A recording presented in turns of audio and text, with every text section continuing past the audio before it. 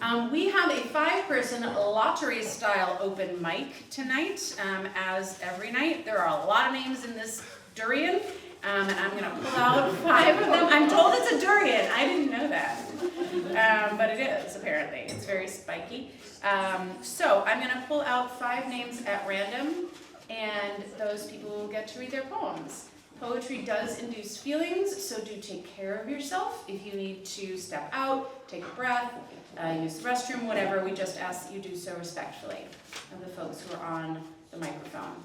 For the people who are reading, it is 1 poem or 3 minutes, whichever comes first. So if you have an encyclopedia of a poem, just 3 minutes of it. Cool? Oh, it's scratchy, the microphone, yes? 2025, year of no technical difficulties. Great. Julita, yes? Please come up and open up our open mic.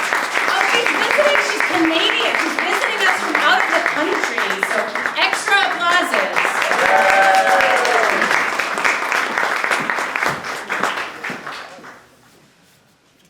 Hello, good evening. Oki, Tansei. I'm visiting from Treaty 7 territory in Alberta, Mohkinstsis, now called Calgary, and I'm so excited to be here. I'm going to read 1 poem from my latest book. The book is called Antecedent. The poem is, I guess the book's kind of about my family, and the poem is called The River. In the photo of my mother and grandmother on the widest planked bridge over the slowest river of September's fullness, you can almost see from the tilt of their heads, from their rounded shoulders, in spite of the brightness, their color-splatched blouses, in spite of rushes reaching up, you can almost conjure the memory of that day when Grandma, heavily pregnant and hot in Saskatchewan's swelter, long before power AC, tired from laundry, lonely, with Grandpa out in the back quarter bringing in the first cut of hay, when Grandma kept her back to toddler Bonnie a little too long. The river called to Bonnie through humid air, pulled her blinking from formless naptime dreams, sockless and shoeless into the dusty yard, air thick with cicada, eyes lit, tiny curls of golden hair at her neck, fanning a little with that side-to-side gait, off to plunge in the river alone, leaving Grandma, tired and swollen, puffy-ankled, baby rotating down, on her feet in the kitchen, making Grandpa's supper, harvest humming electric, as if before lightning, before rain. And Goldie came barking, nipping, insisting, and Grandma turned to hush the dog, and even as she turned, her instinct returned, the way little Bonnie never would. How fast did she run to the muddy banks? How long did she scream, gasp, scramble, scream, until the hired man heard something faint on the breeze? How long did the men walk the river? How fiercely did Grandpa hold his sodden daughter? How did we all go there when my own daughter was so young, and watch as she ran along the mowed edge above the river? Her giggles. She ran and I followed close, her little diaper jiggling lower until it slid to round her ankles and finally tripped her up. When my hands reached out to right my daughter, I had my grandmother's hands. Beside us, the river, in spite of all it had taken, was not cruel. It nudged the shore grass, whispering, as she fell, I offered the joy of surprise, embraced her with freshness, shared with her my wisdom. Everything moves on. Gently, I washed her baby blonde head. Everything moves on, even sorrow.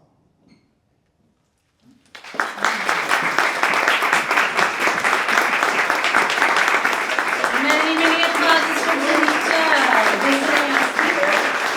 Several, out-of-towners visiting. It's always surprising to me when people choose this month to visit Chicago. But, that's all right. Whatever floats maybe it's not cold enough where you all are from, you know? About the same. About the same. About the same? Okay, yeah, great.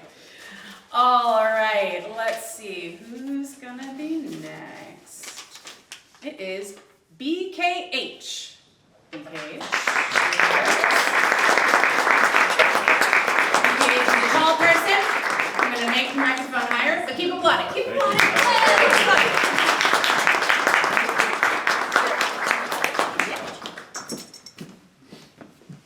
Okay. Hi. This first one is called Lilith. You didn't stay angry. Instead, you got Eve in a cage, locked up waiting to split. Atoms, uncut gaze, particles sway. Take 2 tablets, get stoned. 3-body problem, sine, cosine, triangles, insanity, temptations, gravity, serpent defected, Coriolis deflected, we ken towards each other's axis. Compromised positions, bite apple, swallow seed, smile, tartly cyanotic. No knowledge proves life, someone witness, dead lies, not dark, neither light, rather stubbornly indeterminate. Thank you.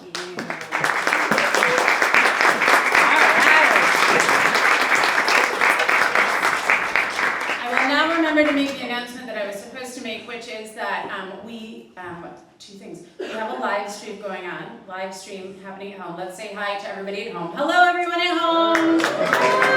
And everyone who's going to watch this in perpetuity across all universes via the radio waves. So as to make that happen, we have a little bit of a cantankerous iPad, so don't walk right in front of it, because for reasons the internet has not been able to explain to us, if you walk right up close to it, it stops. It stops streaming, and then everyone at home becomes very sad, and we become very sad, and nobody wants that. Right? Nobody wants that. Ooh, that person just jumped right out, so let's see who they are. Kevin Rooney, jumping right out of the cold.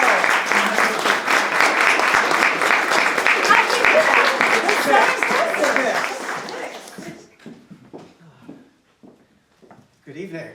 Hello. Hello. It is my name is Kevin Rooney. It's my privilege to serve as president of the board for the Poetry Center. Woo! And my honor, more so, to be part of this community who has been really supportive for me over the last several months, which have not been easy. So thank you. The poem I'm going to read is called Beautiful Words. You've stolen all the beautiful words, leaving me to sift through the ugly ones that remain, and consider whether their use is wiser than silence. Silence keeps the peace. Truth is a stone hurled into a seemingly tranquil pond, shattering the illusion and causing ripples whose repercussions reverberate to distant shores. Your eloquence is a protective coat that draws admiring gazes. It's your song as we fall in line to follow the Pied Piper. So I must find the courage to cast that stone, to break that trance, and speak the truth in all its glorious, ugly power. It feels like a lonely and scary burden to shatter your illusion and set others free. But I will do it for me and realize my power and live my truth and make you live yours.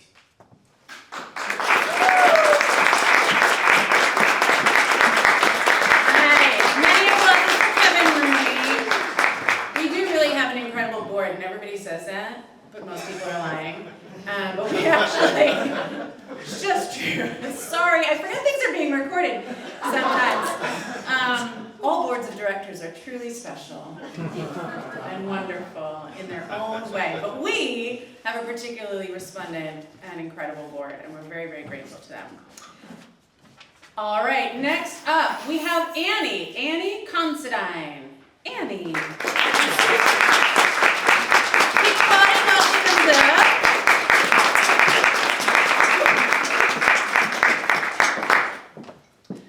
This is my first time here, so excited to be here. I'm really not quite sure what's going on. I have 2 very short poems. The first one is called Moon God. When I was little, my favorite thing was to find the moon during the day. I would point to its clouded eye like an old beloved dog and say, Moonga. When I got older, I started to feel uncelebrated, a natural occurrence, excuse me, a natural occurrence that made others shift slightly or stop and take it in for a moment, then move on. I hoped maybe at some point on land, seeing the moon during the day may have been a sign of luck.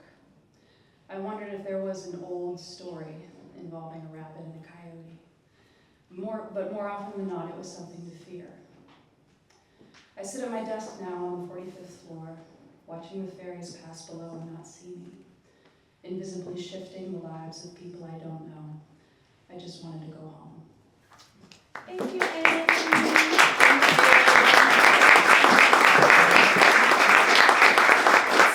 Extra delightful when we have people who come to the workshop just before this, and then we get to hear their poems. It's so awesome. Several of those folks tonight. Just a quick plug for those of you who may not know. Before each of the Blue Hour reading series, we have a workshop. Happens upstairs. Thank you for that woo. I feel like maybe more than one woo was merited, but that's all right. Thank you. It's a very wooful workshop. It really is. It's really wonderful. Okay, last reader in our open mic is Eli. Because of your woo.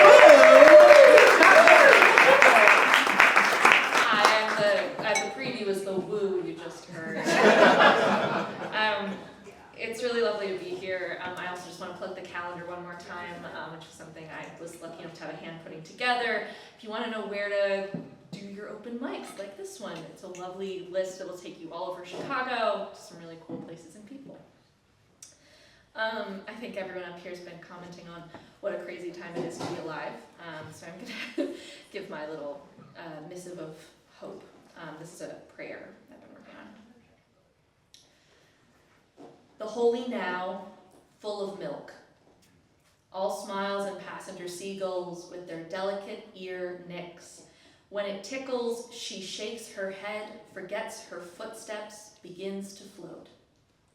Weather regardless, unadorned, the bells ring out before her.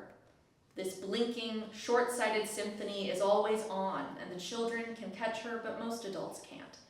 She eats out of their hands. Any knot unties itself, and wherever she sleeps becomes a temple, just for that time. Her rebirths are always a surprise.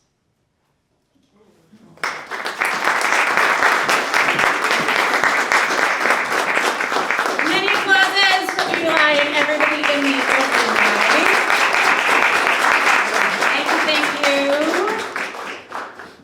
I like the lottery style because it's, it simultaneously gives us an abbreviated snapshot of all the talent out there, but also makes it so everybody's equally nervous. Like just spreads the anxiety out across the room, which is good because it takes it from me just a little bit. Yes.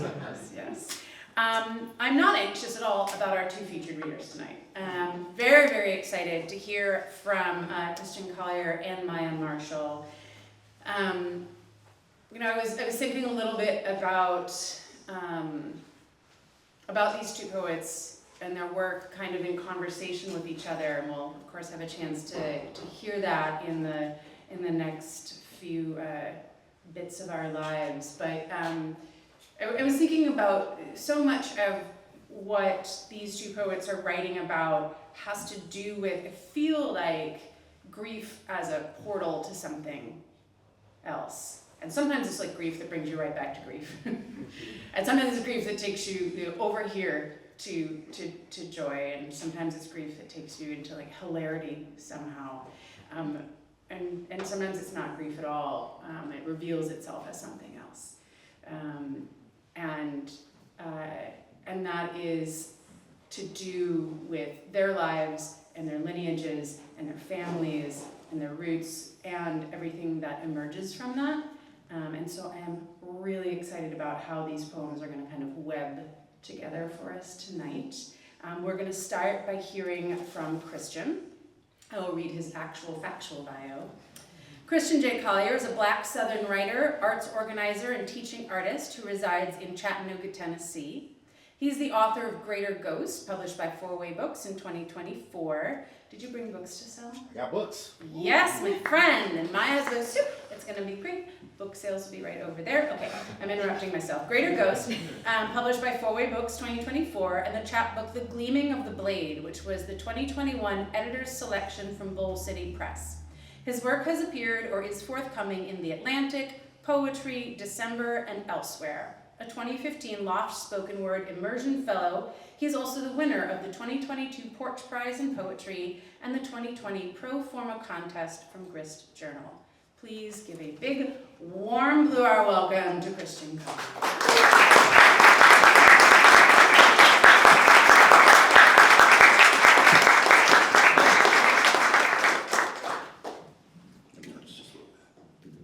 How you doing? I like that tone-ish. Hey. I'm excited to be here. I was been listening to a lot of Do or Die and Crucial Conflict to get ready. So.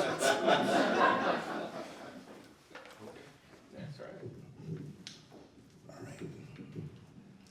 So I thought, it's fitting that we would begin with a little bit of poetry church, and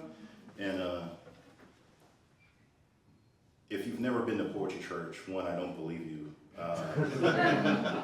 but also, it's kind of like regular church, except it doesn't pay as well, the feels are there.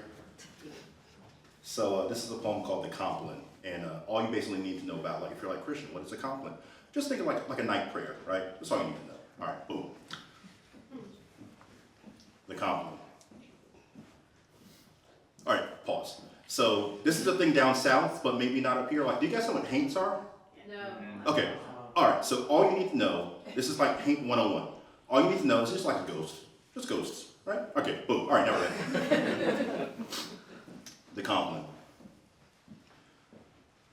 Between us, there are 101 umber haints in our home. In bed, we discuss our future, our children woven in myrrh, sitting in some tomorrow, waiting for us to join and give them our science so they can live. I tell her what I fear. I will walk into fog-ridden woods and die when our babies are too young to carry my baritone with them.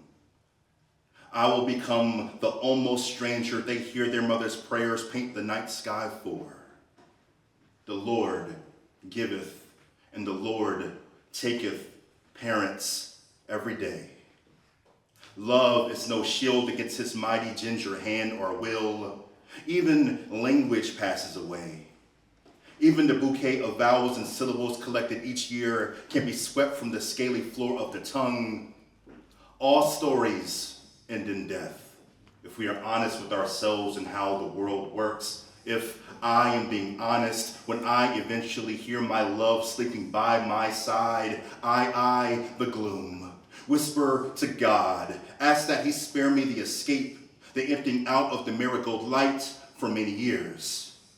I ask that when it finally comes, I not go before I know all I've set my heart upon will live on well without me.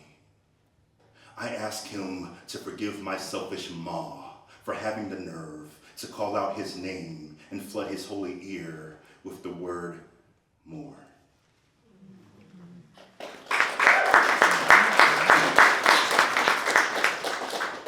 So my wife and I, we came up here on an airplane today. Does anybody in here have a fear of flying? Two? Okay. You guys are my people. The rest of you, I was once like you. And way back when I had hair and innocence, I would, if I knew I had to get on an airplane, I would just, sometimes you just play in death's face. So if I knew I was going to get on an airplane, I would, watch at least one of the Final Destination movies, right? So if you're not being in horror movies, it's basically younger people die. They die in all these grisly ways, but the first one started with an airplane blowing up. Just watch them. And then I was flying up to Minnesota About 10 years ago, flying first class and doing poetry business, you know. For some reason, we get about halfway. By the way, it's Friday the 13th. This isn't on the nose at all. We're about halfway there. I look out the side of the window, and I'm like, you know, if this thing goes down, depending on how it goes down, I'm one of the first to go, right? Like, it's like pilot, co-pilot, maybe like one flight attendant, me, right? Because again, Final Destination movies, there's an order to these things.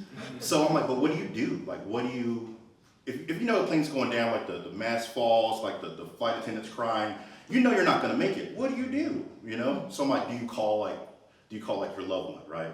You're like, I'm not gonna make it. But then you haunt that person the rest of their lives. You know, they're like, I was the last person to hear Jeff, you know? But I'm like, ooh, I don't know, But maybe, do you call somebody that you hate? You're like, I've never liked you, Chuck. But then, like, the flip side is like, what if he's like, I never liked you either, you know? And you're like, oh, he got the literal last word. So I don't know. So all that's been haunting me ever since. So all that is to say, there's like, I'm afraid of flying, and there's like a theme of flight throughout the book. So this next poem is called Leaving the Earth. As we gallop down the runway and scale cloud-peppered sky, I chant the 7 names of my airborne dead and feel them close. They see me shudder at the thought of becoming one of them, the unbreathing. I admit I never get nearer to God than when I wish not to join him. My God, I hate leaving any party before I'm ready, before I've had my fill of white rum or cake. I'm not prepared for the doors to shut and lock.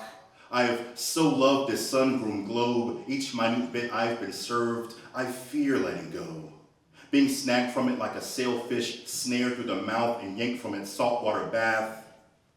My brother told me long ago, there is no heaven, but instead an indigo hole, a grand nothing awaiting each of us once we've run out of clocks. I've never learned what to do with time. The days archived, the shell portion of hours I have left in the taut canvas around my belly. I don't know how anybody dies easy, how they reach willingly for the starlit ladder, how they do it without a protest bluing their tongue. I am afraid I don't know how to go anywhere calm-blooded. All I know is how not to be slain or make any room I enter a man-made shrine to house my corpse.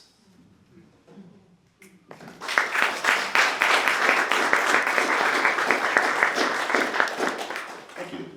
Are you guys big into like love poems? Yeah. Okay. Go ahead on Chicago with your love. So, this R&B music started playing too. This is like 90s love.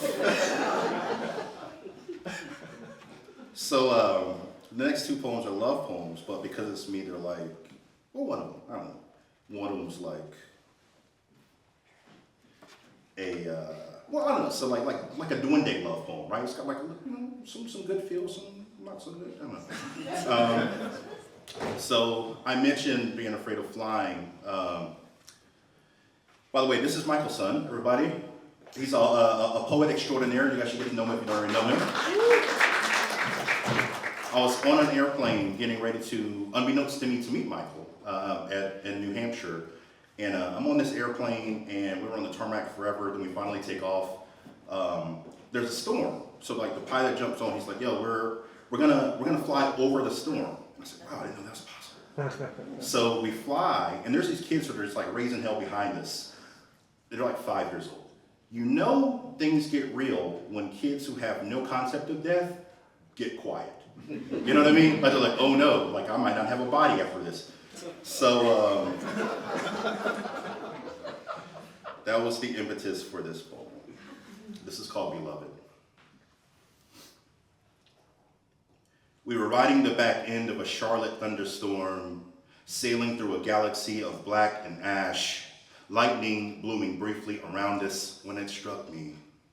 There isn't much difference between beauty and the ominous.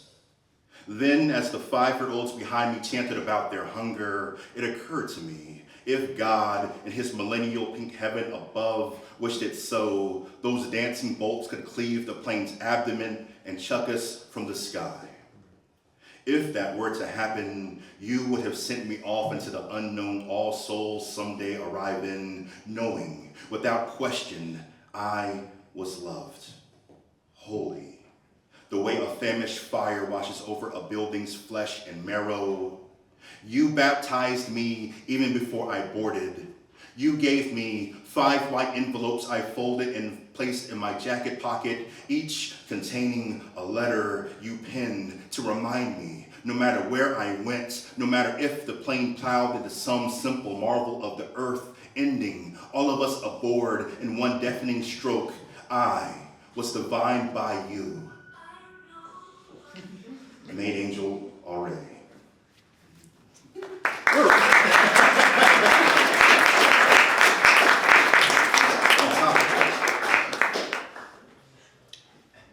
So, are you guys into Portishead? Yeah. Okay. All right. So, this next poem, by the way, like this young lady right here is my wife. She's coming out here. I wasn't gonna say mom.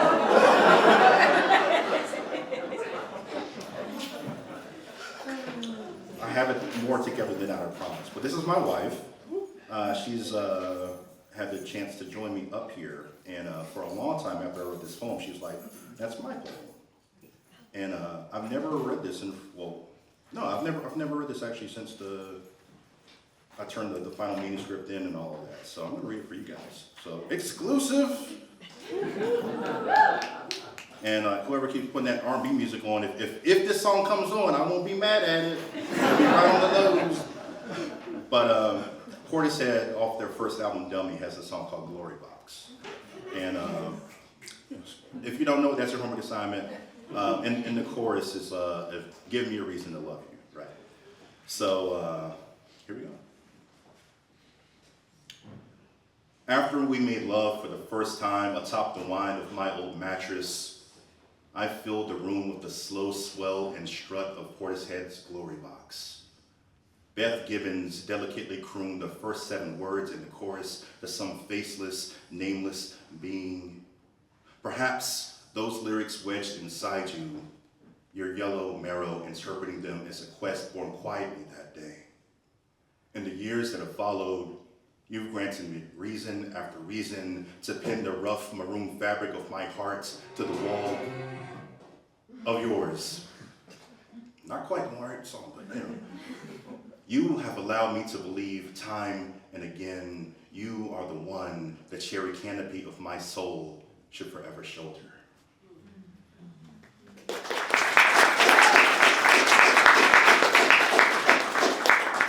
Thank you. All right. Are you guys, I'll just ask. Anybody ever seen the movie or maybe you've read the book Dr. Sleep? Okay. So, one, you should definitely see the film. It's incredible. But basically, like, Dr. Sleep is the sequel to The Shining, right? So Daniel Torrance has grown up. He has, like, adult problems. And not giving anything away about, like, the movie, but there's kind of this theme of, like we go on, right? Like, death is at the end. And the older I get, the more I really hope that that's true, right? Like, I think the more you kind of go this way, the more people that you also lose. And I think that, to me, it just seems like something to hope for, that the love that you have been so privileged to know it's not finite, right? That, like, someday, somewhere, it can continue. But also, I heard this within the past week that no one really dies. You just have to change the way that you look, right? So that's kind of been working in my head. So this is a poem about that and about us going on. This is called Blood. The last word my love speaks before we hang up becomes a sustained G sharp in my head until next door I hear water running as if down and over the smooth backs of several stones the size of a child's skull, and in its song, my grandmother's voice crests the percussion, says, "Come with me." And we are both in stride. The divots in our palms now small ponds as we walk across the sodden collar of the grass above the casket where she sleeps. I ask if it was true she once put a bullet in my grandfather for keeping time with another woman. She says, yes, and I do it again. I step into a slight hollow. The water slips through my fingers and becomes fresh polish upon the turf. I apologize. I ask if I've disappointed her by not being more alert. She says, I've seen the secrets you keep as railroad ties beneath your tongue. I love you the same as I always have. When I mention my love, my wish she was alive to meet her, she says, I already have. What you don't understand is my life begins again every day you offer up the hymn of your breath. Baby, we are blood, and blood is the oldest God any of us can look to and always find. The gospel of this is something time can never touch, the good news that does not die.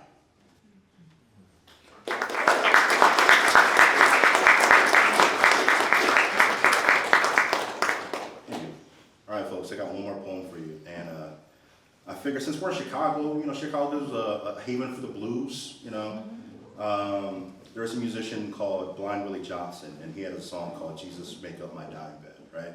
So with that in mind, John Murillo, who's a favorite poet of mine, has to saying that when poems are kind of operating at their height, right, on firing on all cylinders, the poem is part song, part cinema. So this is kind of my attempt at that. This is called In the Time of Dying, Meet Me. Father of mass and air pressure, turbulent altitude and dude skyline, if these burgundy wings carrying me across your vulture-strewn puce road should weaken, should fail, please descend with me. Just once borrow a tenor and talk to make my plummet an easy sprint towards sea-sand floor. Bend low your busy ears so my last ask of you land intact. My uncle, King Cobra on his breath, once said, anyone who stays in the wind too long never leaves it behind. Let it be true. Let me be both here and not here completely. Let some of me be 9 black hickory leaves jitterbugging on the proud curving lip of any given gust. Let me be story in that way. When these tense lungs struggle no more or work, when I am man no longer, new in shape beyond blood and gland, let my utter name be a blue note lanterning my love's voices from time to time. Anoint what red dirt of me is left through him. Father, let me be occasional music after Thank you.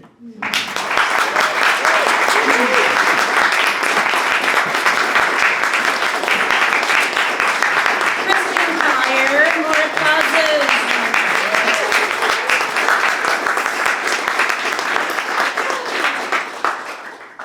Should we breathe for a moment?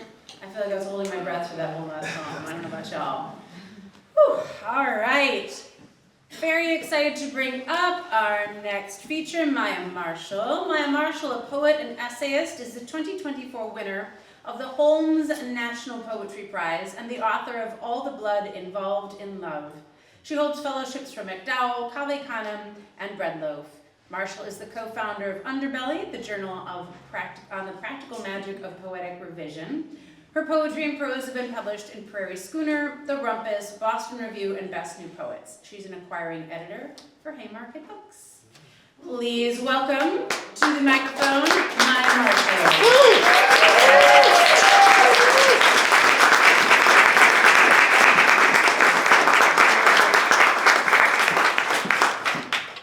Hello. Hello. How are you?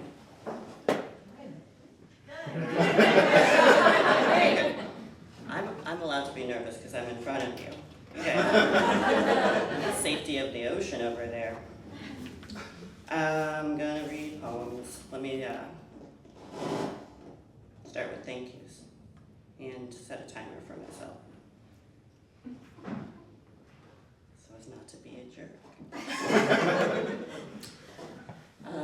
Thank you, Marty and Beth and Helene and the Chicago Poetry Center and everybody who works in this here Haymarket House.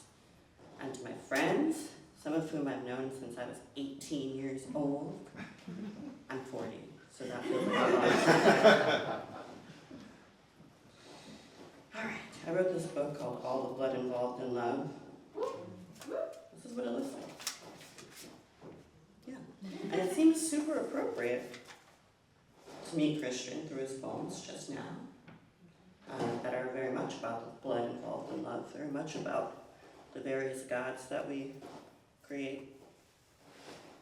And to Marty's point about grief. So I'm not sure that they're divorceable, love and grief. And you know what today happened? A ceasefire.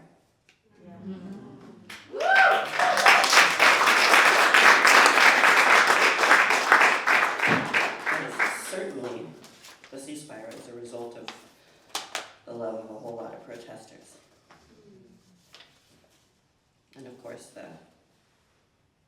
greed of a lot of capitalists. I'm going to start with a love poem from a person.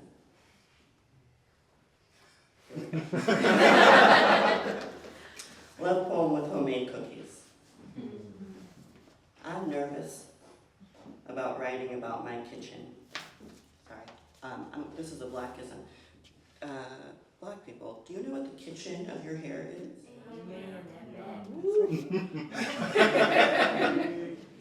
One could say nape, but that's not what I meant. All right, love poem with homemade cookies. I'm nervous about writing about my kitchen and how you kiss it, and how I like to lick the outside curve of the spoon. Spoon, I'm grateful for you and your strong, soft hands. I like that they sweat for no reason. I'm nervous, but why? Love is serious. It's all we're ever writing about anyway. Half of war is the defense of love, and the other half is blood money. And anyway, I love you, and how your body relaxes, creaks, and cracks as it settles down onto the couch, where I scritch your head, and you scritch the fat cat's head, and I feed you cookies it took only hours to complete. I felt the ache in my left ankle, and shifted to stir cardamom and salt with sugar for you. I want to make you things. I mention paint and you build a studio. I mention books and you build desks and shelves. What can I give you but a girl on your couch wearing your too big sweater? Dreams you can touch, a sweet treat that says, I think of you. I retrieve all the bits I need to make for you something more. Crumbs to put in your mouth with my lips.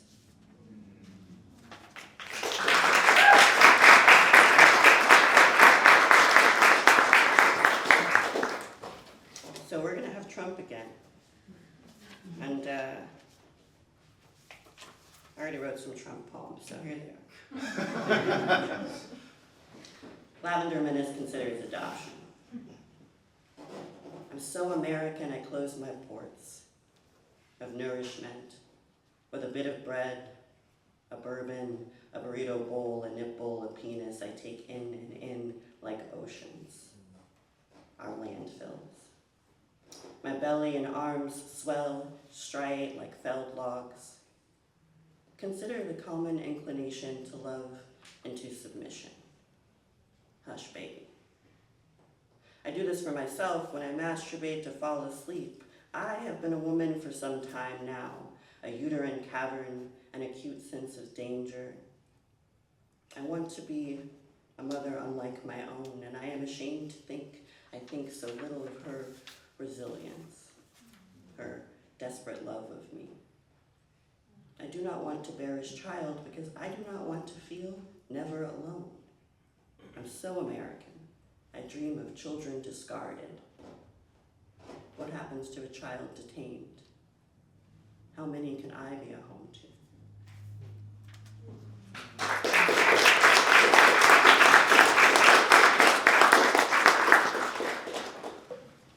We have time.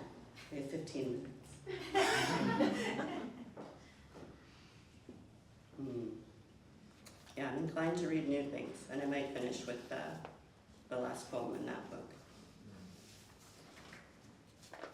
But first, I'm going to read this little poem called Every Day because, you know, it's not all bad.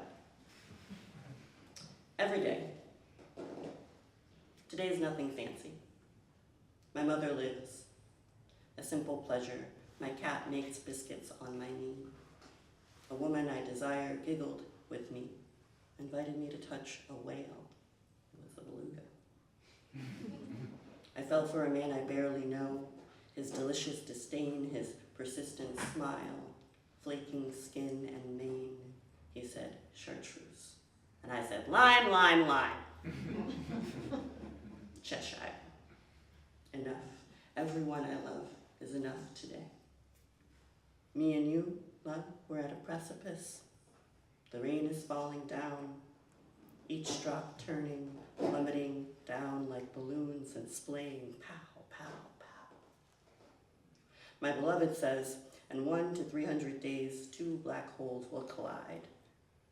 The astronomers are aiming their scopes, readying their tools for the first glimpse of what, unseen, may well have already happened. Somewhere in the infinitude of space and time. Today is nothing short of extraordinary. My mother lives.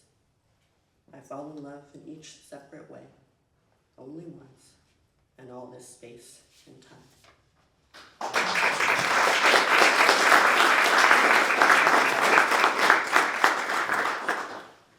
Okay.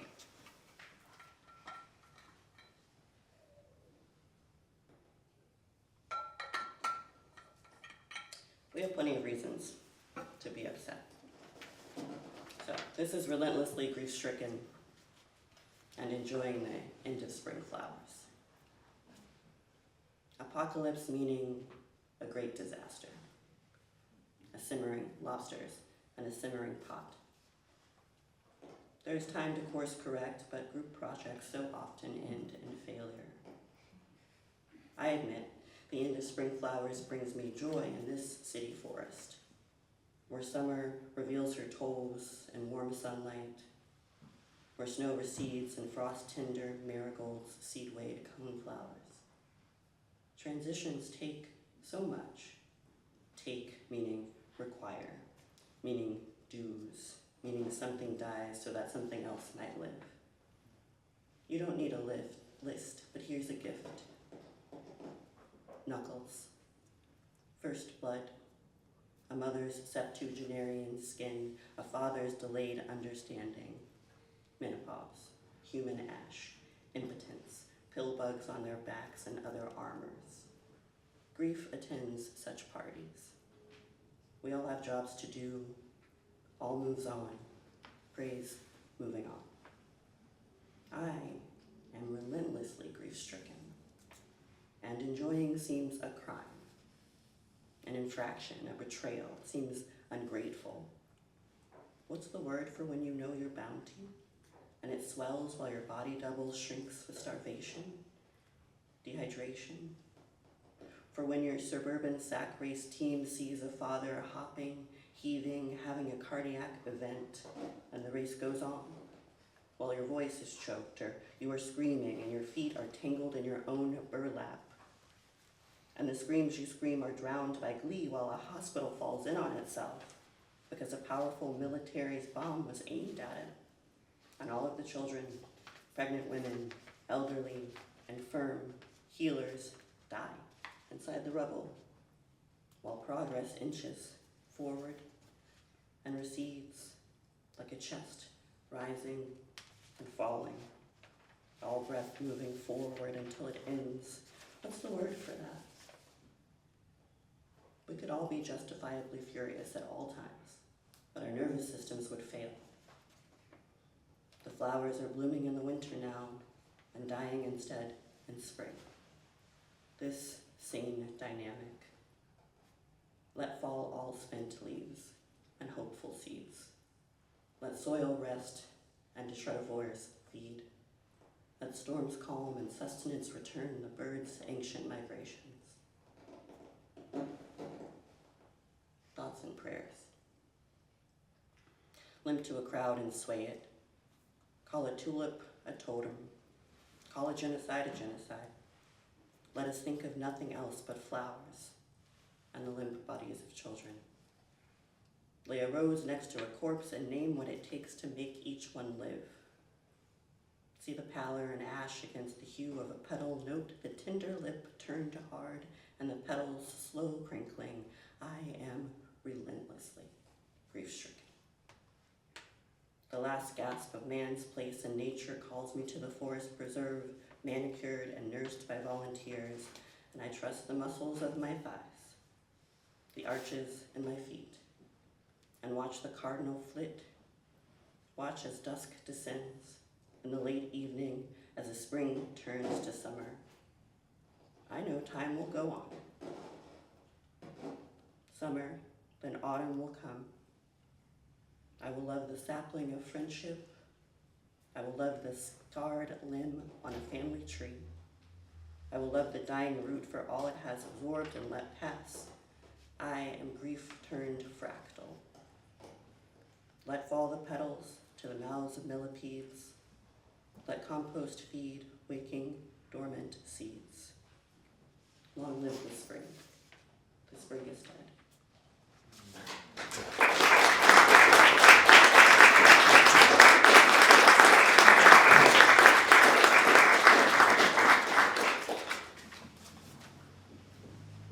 A different kind of love poem.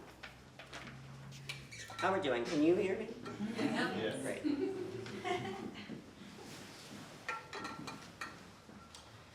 Iterations or milkweed isn't poisonous for butterflies. My boyfriend fell in love with a woman on his screen this afternoon.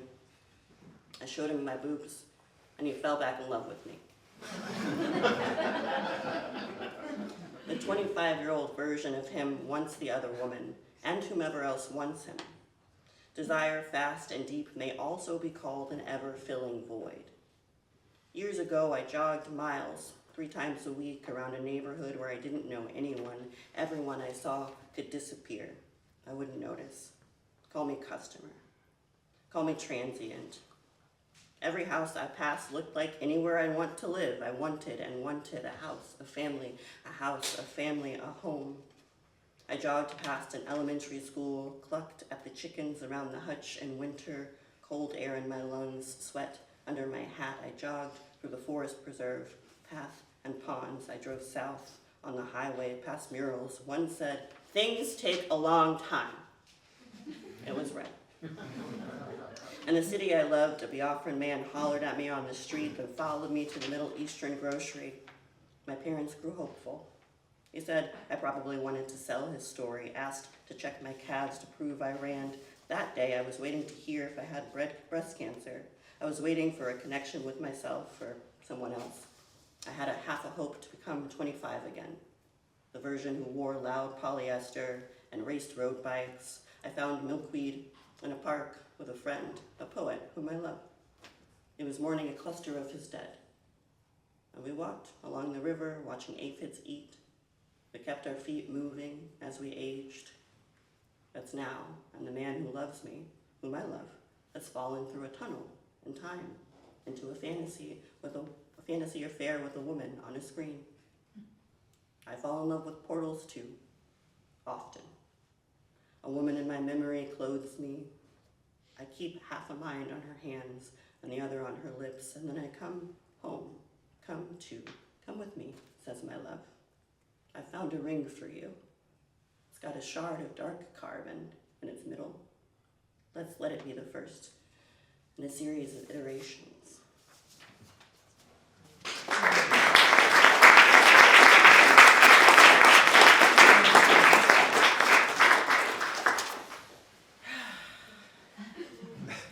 All right, you guys, we're gonna have another Trump presidency.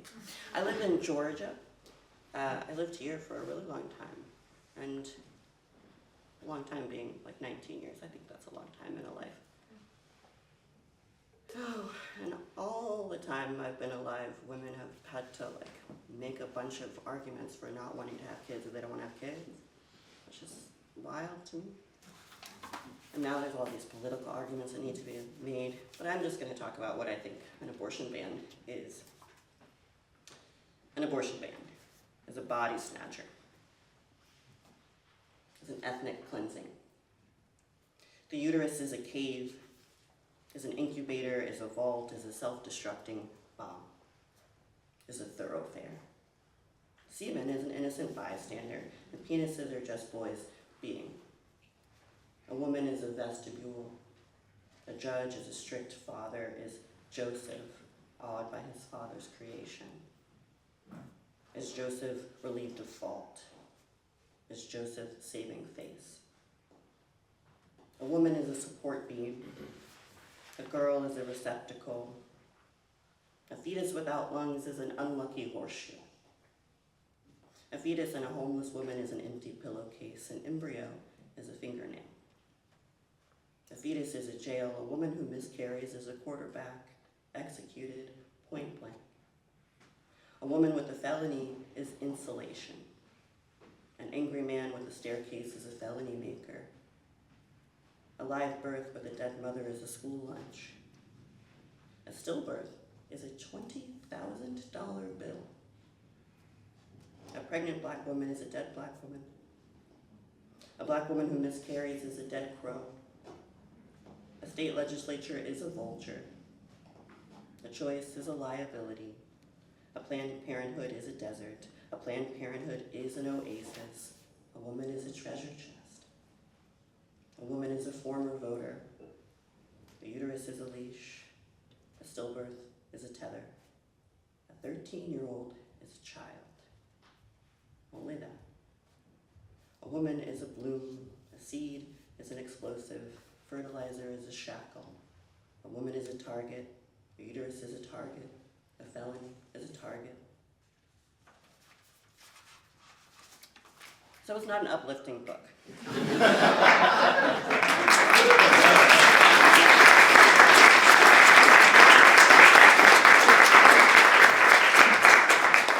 But it ends on a nice note. So I'm going to finish with the last poem in this yearbook. It's a poem that was created by Gerald Brown. He was amazing. Do you know his poems? You should read his poems. Go listen to him. He's amazing. All right, it's a duplex. The big water. I want to say yes to the sea and live with the knowledge that I am small. I live with my knowledge small despite my good learning. The truth is hard. With all my costly living, the truth is still hard. Sober, I find my mind in disarray. To save my life, I undress this disarray. Fear babbles beneath. Terror cannot protect. Terror cannot protect like anger does. And a vulnerable life leaves room for love. A vulnerable life leaves room for you to love yourself enough to lose someone. To love yourself enough to lose someone is to become the open sea, not the estuary. Thank you all.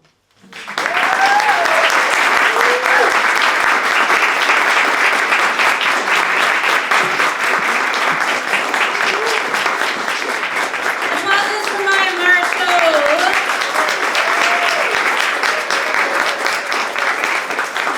And for Christian and for everybody in the open mic and to you all for being here. Applauses one more round. Good job with the applauding. All right. That is the end of our show. There will be books for sale at that table right over there. Don't make a liar out of me. I said that you all were a big book buying audience because traditionally we are a big book buying audience. So go buy books. There is beer, wine, and water in the back for a donation purchase. Make sure to sign up for the mailing list if you're not already on it. Big thanks to the Poetry Center staff. Our incredible volunteer Chris back there behind the bar. He's already working at things, so I'm not waving. And our incredible interpreter, Havala. I always start to say it's not as easy as it looks, and then like it doesn't look easy. So I won't even say that. Enjoy the evening. Make a new poetry friend. Even if you're an introvert, say hi to somebody. I'll see you next month.